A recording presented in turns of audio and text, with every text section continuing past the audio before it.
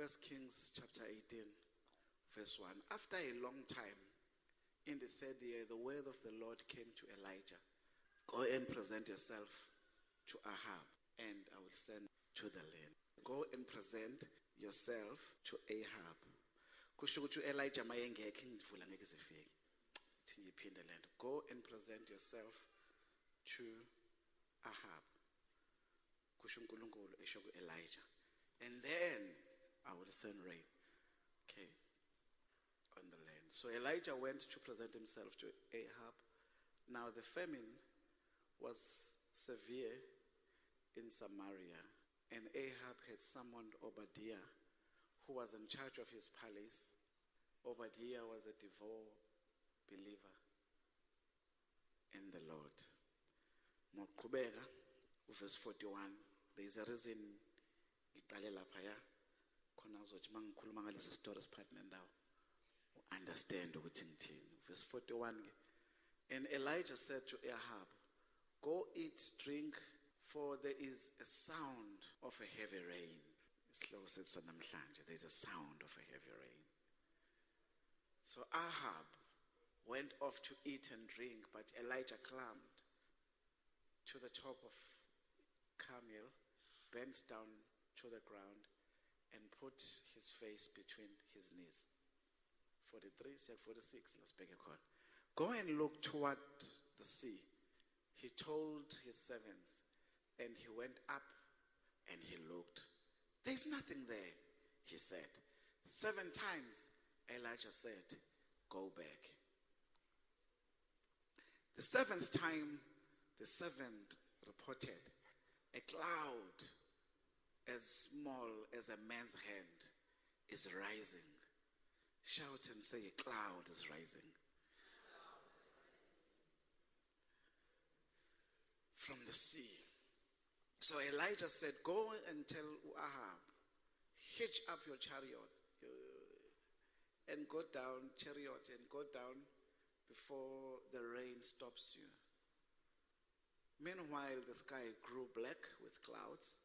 The wind rose, a heavy rain came on, and Ahab rode off to Jezreel. 46. The power of the Lord came upon Elijah, and tucking his cloak into his belt, he ran ahead of Ahab all the way to Jezreel. Babizwi lakho lihle liyamangalisa. Asingalikhulume ngokwazi nangokujwayela, kodwa kukhulume wena through us. Guide us. You know izidingo zezifiso zabantwana bakho. Namanje akuhambe wena phambili. Silandele ngemumva thina ngegama lika Jesu Kristu. Amen. Usibunje asambeke nami namhlanje sizisiqede. Now ngiqale ku verse 1 to 3 njengoba uThembe ebhize buyela khona. Ngoba ku verse 1 to 3 usinikeza icontext yestory sokhuluma ngaso. Ku verse 1 to 3 sizwa ukuthi sekuneminyaka emithathu kunesomiso endaweni. Amen. Kuneminyaka emithathu imvula ngatholakala. Now, and it's also important to understand ukuthi ngalesikhathi uAhab ngokuinfluence onkosikazi wakhe, ngoba webazalwane manithatha amakhosikazi weinsizwa anibogada ohlobo lamakhosikazi aniwathathayo, anibokhulekela, ningadonswa ubuhle. Amen. Nikhona abazalwane. No Ahab uma iBhayibheli libhala limbhala njengenkosi eyayinobubi kunawo wonke amakhosi kaIsrael ngenxa yankosikazi ayenayo. Now nkosikazi ke wakhe siyazi ukuthi kwakuJezebel.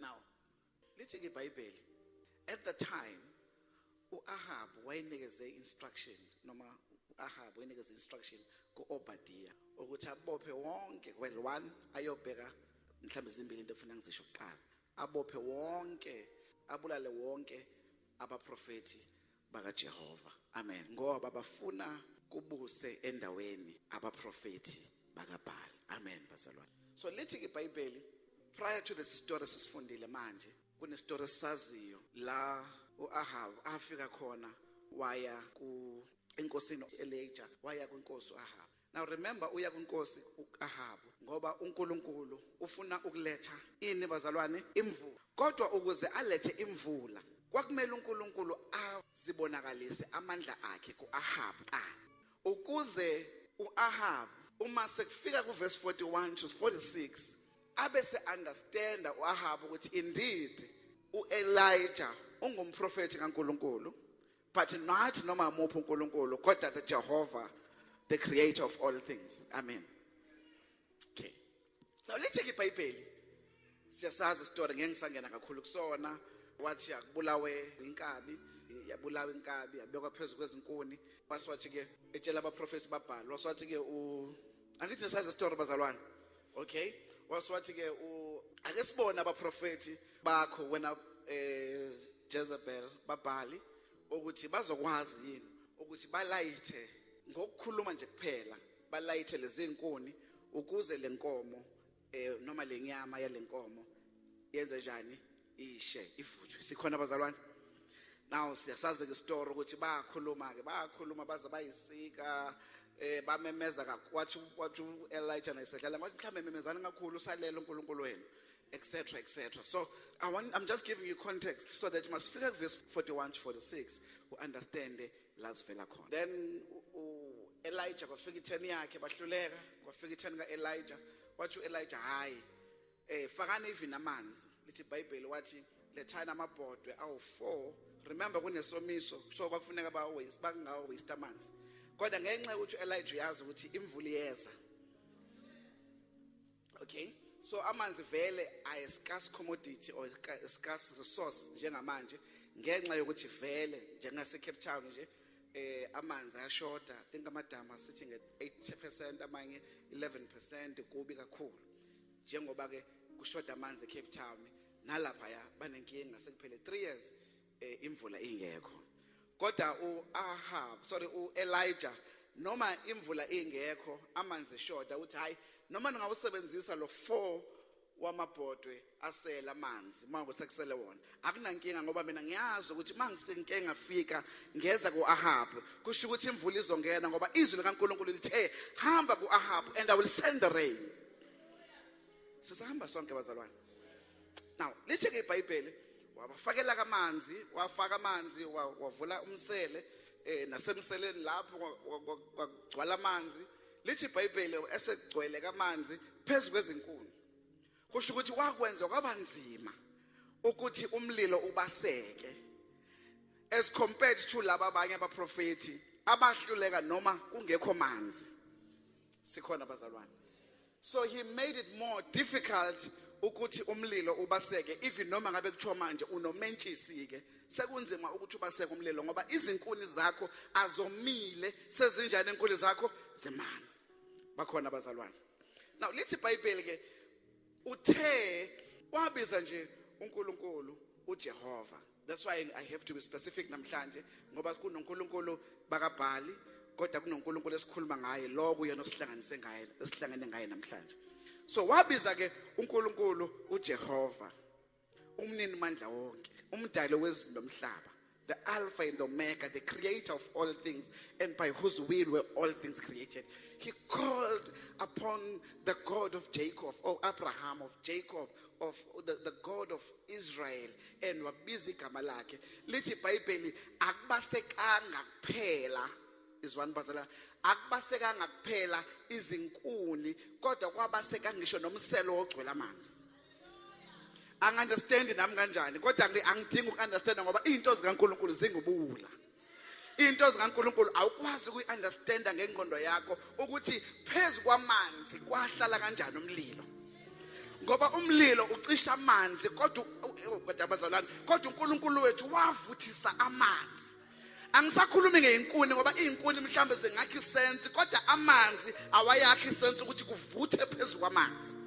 Glory to the name of the Lord. God being God, he had to reveal himself so that by the time ekhuluma no Ahab ngendaba yemvula useyamkholwa ukuthi hayi lensizwa impela he is a real prophet, because what had happened at the time of Israel unkosikazi Jezebel okunkosikazi yenkosi Ahabu had wanted to impose. In fact, she did not only wanted to impose, had imposed onkulunkulu abarongi or foreign gods, onkulunkulu abangaziwa endaweni ngenxa yokuthi unkosikazi upowerful. Inkosi nayo yagcina sikwamkela ukuthi kushuthi akusale sekuqhubeka ke ngoba umama usekhulumile. Ingakho ngithi abantu bogada amakhosikazi eniwathathayo.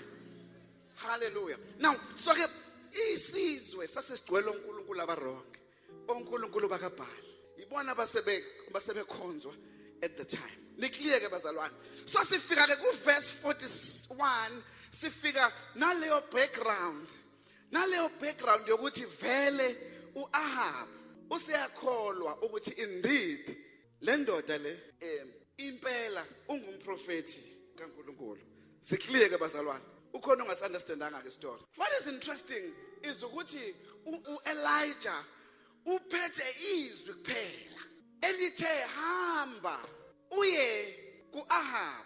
Wena uma ufika kuAhab, mina into engizoyenza, I will send the rain. Kukangaki bazalwane uNkulunkulu akakhulume nathi simuzwe clearly kodwa singamkholwa. Kukangaki uNkulunkulu akakhulume nathi asinikeze isithembiso akutshele athi lesifo esikuphethe ngeke sikubulale kodwa njalo uma uhlangana nomakhelwane ukuthi ngiyafa. Awunikhona bazalwane. But usaphila yini uthi awu ngiyafa ngibulawa isifo esithize kanjani ngoba uNkulunkulu ukutshelile ukuthi lento ngeke siqede. iBhayibheli lithi in the book 2 Corinthians chapter 1 verse 20 lithi izithembiso zakhe zinguyebo zinguameni. Kodwa bazalwane thina in between ukuba bazalwane izwi selikhulumile zathi izithembiso zakhe uNkulunkulu esekutshelile ukuthi wena uyobona ngisho nezizukulwane zakho kodwa make nje waphathwa into encane bese ukhuluma izwi elirong elithi uyafa. Asigadi into esikhuluma ngani bazalwane. Glory to the name of the Lord. So Elijah spoke a prophetic word. Hallelujah. Now, let's take iBhayibheli. Lithi iBhayibheli uElijah wathumela inceku. Uthi kwinceku khuphuka udle uphuze ngokuba kukhona umdumo wemvula. Sishaya isingisi kuphela themba namhlanje. Khuphuka udle utshela inkosi uAhab ngoba kuzani kuzimvula enkulu. Uthi kuza imvula enkulu kodwa kunesomiso for 3 years. Isomiso sesihlale iminyaka yabamthathu kodwa uElijah uthi kuza imvula. Now what is interesting ku verse 42 is ukuthi yahamba inceku ku verse 43 yahamba inceku he told the servant ithi iservant angiboni lutho. Izwake into esibhekene nayo thina. Uthi lo hayi qhubeka buyele kwesibili. Awubakhona abazalwane. Wathi qhubeka ubuyele okwesibili. Bakhona abazalwane. Wathi qhubeka ubuyele okwesibili. Yathi inceku angiboni lutho. Wathi qhubeka ubuyele okwesithathu. Yathi inceku angiboni lutho. Let me tell you, thina we try once, we try the second time okwesithathu, we then begin to give up. Bakhona abazalwane. But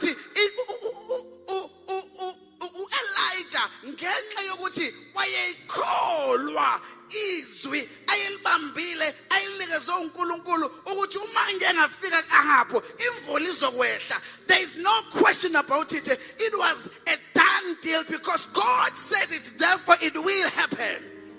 Bakhona abazalwane. So into eyibambile, into eyihleli in the spirit was the word, not ukuthi imvula ikabonakale. Into eyibambile was the word, not isimo.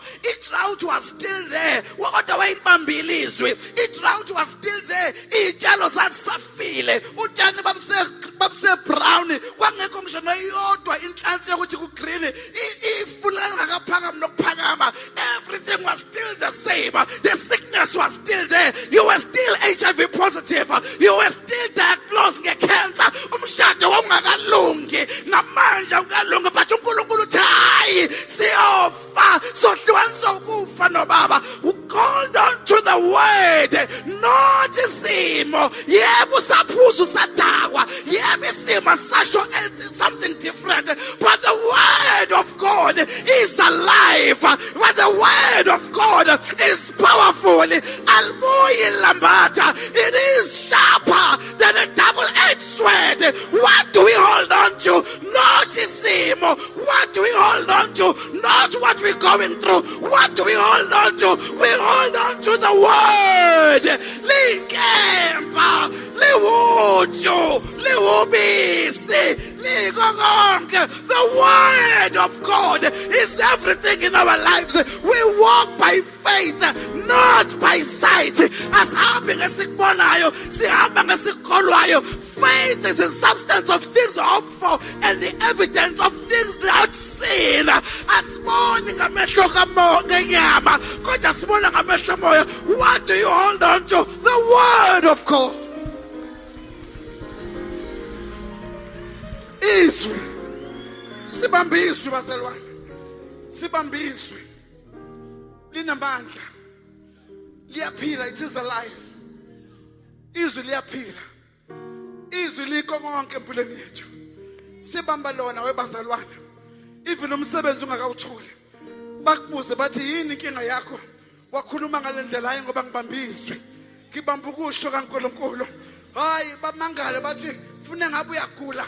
Ngoba usudiagnosed in a particular way. Bakubona uhamba with confidence. What is the issue? It's because of the word.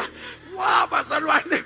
Kuthi uthi upholi siyashawa ngapha nangapha. Kodwa sidangali. You know why? Because we're holding on to the word. There's nothing else that you're holding on to. Balindele ukuthi ngabe udangele. Balindele ngabe ngathi ufuna ngoba umuntu. Ufuna ngabe umorose. Kodwa they see you happy. Kade bemuzu baba wasekhaya. Ekuthuka ebusuku. Edakiwe. Ethwe amandlovu ngivulele. Waswa kubiza nama ngamagama. Kodwa unendaba. Because you're holding on to the word. Bayabona ekuseni. Bakubona uyashanela egcekeni. Bathi kwenze njani? Ngoba kufuna ngabe uyakhala. I'm holding on to the word. Ingane ziphasile esikoleni akuhambi kahle mhlawumbe bese kumele zibhale ingane zaqala zagula kwenze njani kodwa awuguli awudiniwe usume senemali ese-university yakho wakhokha ingane yagula engamsabhala no-holding on to the word. Ngibambelele ezwini bazalwane. That's what I'm holding on to. Things are not going well emsebenzini, but I'm holding on to the word. I still smile because the word is above everything. I understand things are not going well financially. Why are you still smiling? I am not controlled by Isema. I am not controlled by where I am, but I'm controlled by the promises of God. Where do I find the promises of God? They are in the word. It's all about the word. It's all about the word of God. It's all about his bazalwane. Let me tell you, that which God has spoken in your life shall indeed come to pass. So he went the first time, went the second time, went the third time, said go back. Sure, when the fourth time, nothing has changed. Said, go back again. You know why? You know why? Said, go back. Sure, engasafuna ukuhamba. Isithi yabona manje kudlalwa ngamla. Ayikho lento le. Yathi akangaboni lutho wathi go back again. I'm saying to you, go back again. I'm saying to you, go back again.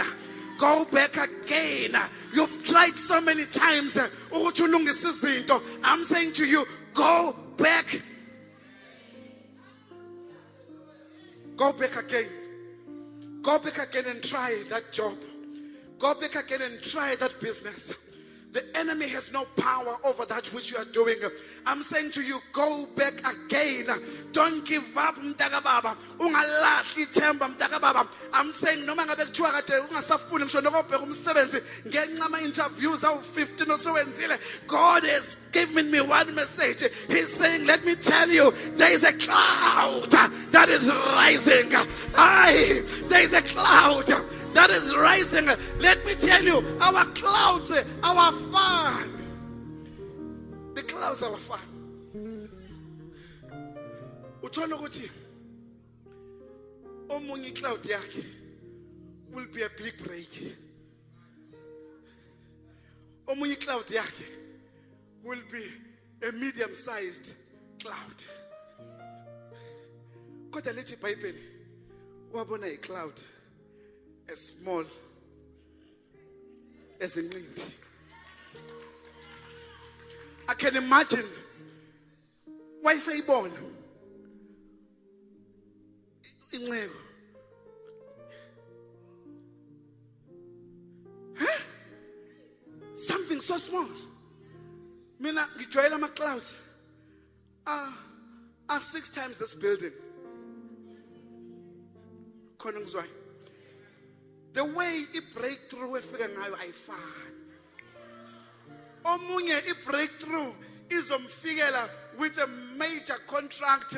Omunye uzothi eqede esikoleni athole a contract ka 50,000 rand. Kodwa wena noma ngabe kuthiwa uqale ngo 5,000 rand, stick to it.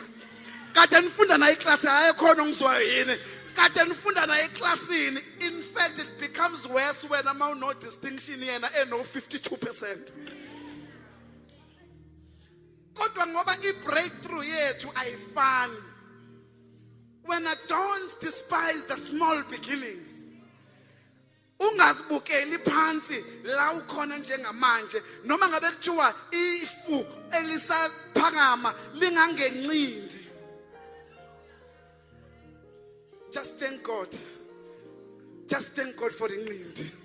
I'm saying just thank God for the need.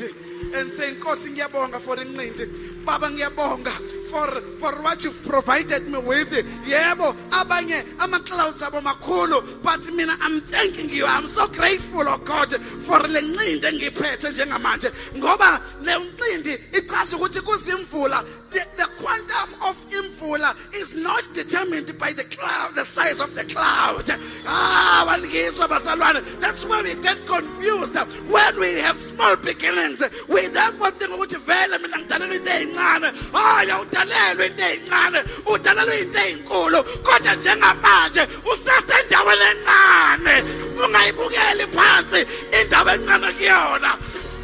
Be grateful and say, Lord, I thank you for the small beginnings.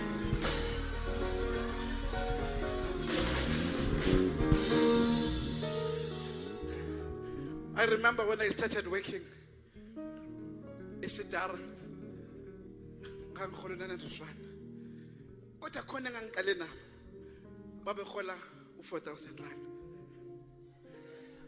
Ngangifuna ifu lami lifane nefu lapho.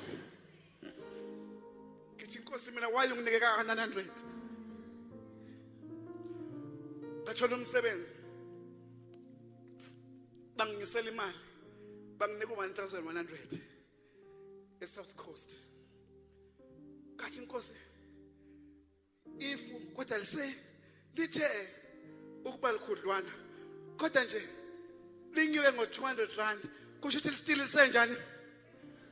Ngo96 ngeza kuthiwe bengisebenza nabo sebehola 7,000. Ngahamba ngaya kwiboss ngathi ngicela nami ninginyuse. Yathi iboss sokunika 1.4. Ifu lami lisenjani bazalwane? Kodwa elabanye linjani? At the time I was confusing ifu nemvula. Imaki. Kunomehluko phakathi kwefu nemvula. Ifu ila uNkulunkulu ekubeke khona njengamanje. When you are grateful enough, bese kwehla imvula. We get confused and think ukuthi ngoba ifu lincane kusho ukuthi nekusasa linjani. Bakhona abazalwane kuseni. Lithi iBhayibheli wathi uma ibuye ku7 wathi hayi ngiyabona there's something rising. Kuthi ncane. Ithi ngitshela usho ubuka the size of ifu ngoba akanakukholwa. Niyangizwa bazalwane? All he had to do or to say was back to Elisha, there is a cloud rising. But ngenxa yokukholwa kwakho okuncane baba ngutholile umsebenzi kodwa ungihola u2000 rand. Niyamazi abantu abanjalo bazalwane? Bathi abantu siyakubongela ukuthi uthola umsebenzi. Hayi ngutholile umsebenzi kodwa imali ukodwa ufunana because you are ungrateful. Ithi ngitshele hayi siyakubongela ngokuthi usuyavuka ekseni hayi kona ngiyavuka kodwa hayi imali injani. You are measuring the cloud because you have no faith on what God is able to do ngaphezulu kwalokhu asekunikeze kona. Your doubting spirit is making you ukuthi umeasure the cloud. It's not about the cloud. It's not about where you are right now. It's about where you are going. And the next step from the cloud, it's the rain. So your mind should be fixed on the rain, not on in the book of John chapter 6 verse 63. These words I speak to you, they are spirit and they are life. So I keep reminding you this. There are miracles. They are passing us by because we are ungrateful of the small clouds. Bakhona bazalwane. Lithi iBhayibheli when kuhlangana Elizabeth and the Alpha and the Omega. When kuhlangana Elizabeth with the root of David. When kuhlangana Elizabeth no Jesu. Or kwahlangana Elizabeth no Maria. Ufuna ukusho njalo wena. But mina ngithi kwangahlangana Elizabeth no Maria. Ngithi kwahlangana Elizabeth no Jesu. Because akuyena uMaria wenza umsebenzi. Kodwa uJesu uJesu it was a dead situation. Lithi iBhayibheli when they met umntwana manyakazi for the first time. Even here it was a dead situation. Even here in the instance of Elijah kwakuyisimo esasifile. Kodwa ngoba Elijah wabambizwe. Kodwa ngoba Elijah wa understand. Namhlanje ngazi ukuthi inesifile. Imaphi lamaphupho asefile empilweni yakho. Ngizokhuluma nawe uNkulunkulu uchume mina ukuthi ngizokutshela ukuthi lamaphupho asefile. Nethemba eselifile selilahlekile unyaka usuphela. Lisengavuka.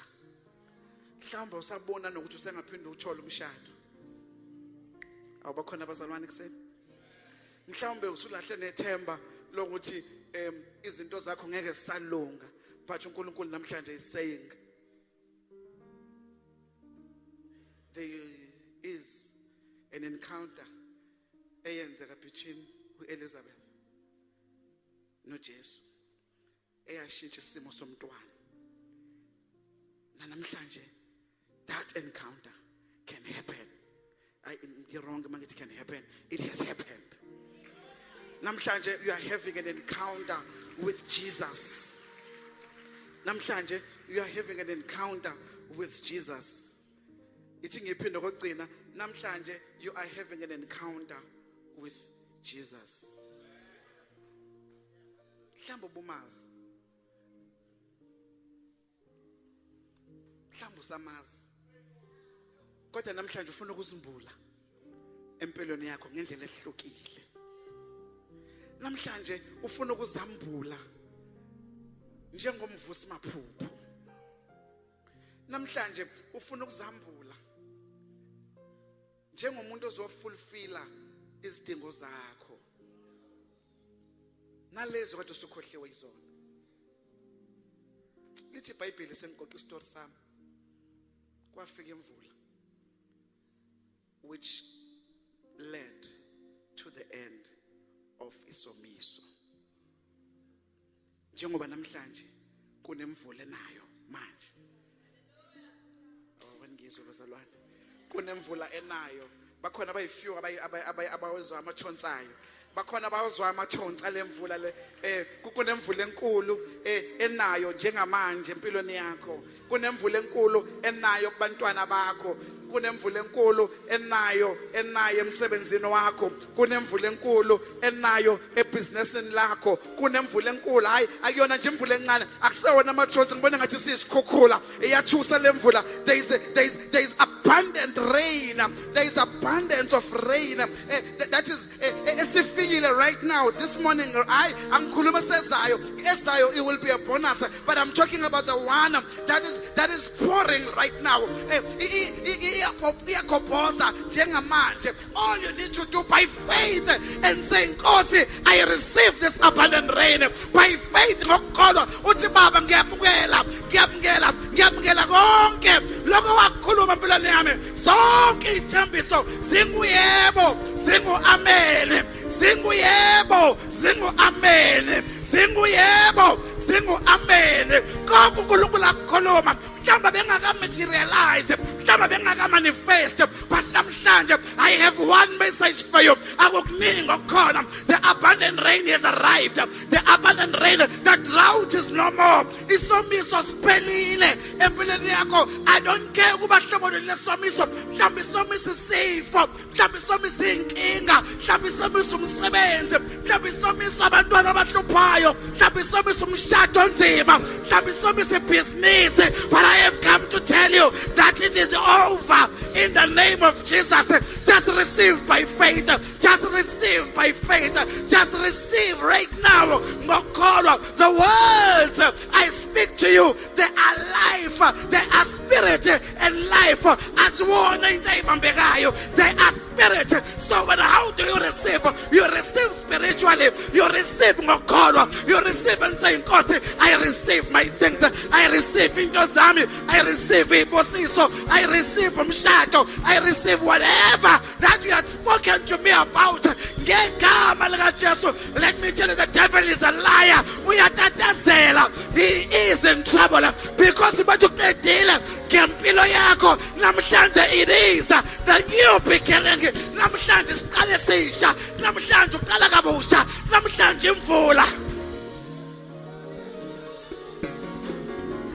The devil is a liar. The devil is in trouble. It's a new beginning namhlanje. Abangasindisiwe ekhaya bayasindiswa namhlanje ngegama lika Jesu Christ.